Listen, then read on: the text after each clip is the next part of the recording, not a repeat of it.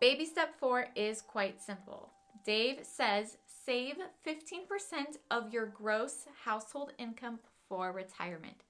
But how do you go about that? It's actually a little more complicated once you start actually trying to execute.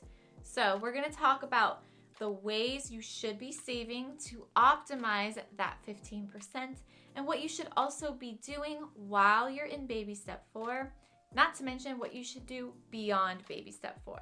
So you're going to say that 15% of your income before taxes needs to be saved for retirement. And that is your income plus a spouse or just your income if you are by yourself. Either way, there is a methodology to this that Dave suggests.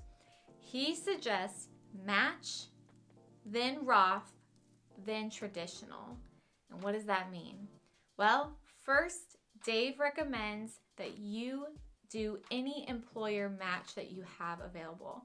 So if you have, let's say, a 5% match where you're able to get that money for free by just putting in 5% of your income, he says start there. Whatever that cap is, whether it's 3%, 5%, doesn't matter. Start there because they're going to give you that match guaranteed. It's free money.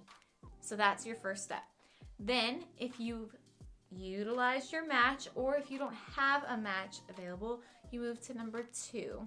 So after you optimize your match, let's say it's a 5% match, you take the 10% that remains and you start by putting that into a Roth IRA. Now, a Roth IRA is just basically money that you've already been taxed on going into an individual retirement account. The goal with this money is that it will grow tax-free. That way, when you go to pull that money out in retirement, you are not taxed on it. Whereas in a traditional setting, you are not taxed up front, but you're taxed later. So he says start with the Roth IRA. Again, you may be limited on what you can do here because there is a cap that individuals can contribute to a Roth IRA in a given year.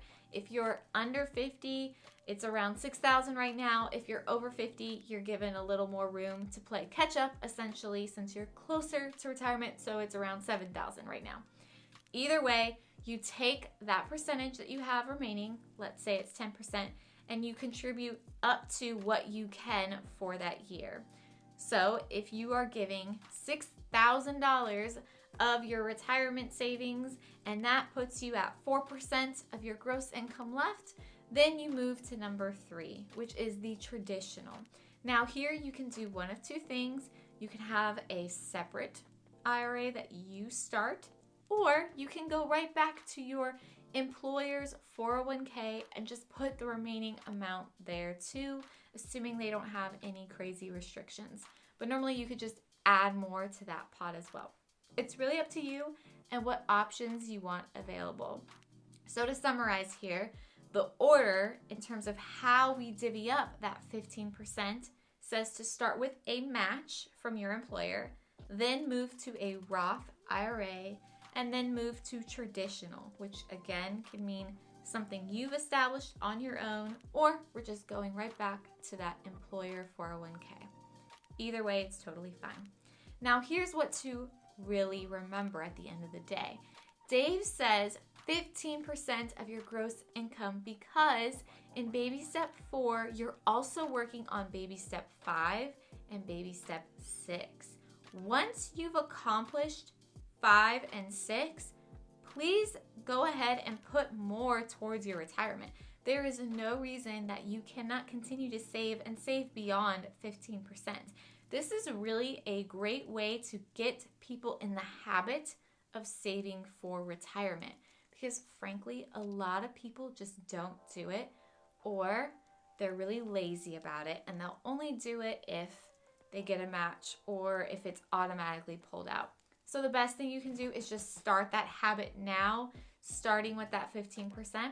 And then when you're able to contribute more because maybe you have fewer bills, you don't have a home mortgage, take that home mortgage and put it right back into your retirement savings so you can retire with wealth and with dignity, and live out on baby step 7.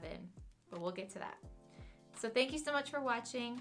If you enjoyed this at all, please give it a like and let me know in the comments below, are you saving 15% for your retirement or are you saving at all? I'd be curious to hear from you. Thank you so much for watching and I will catch you on the next video.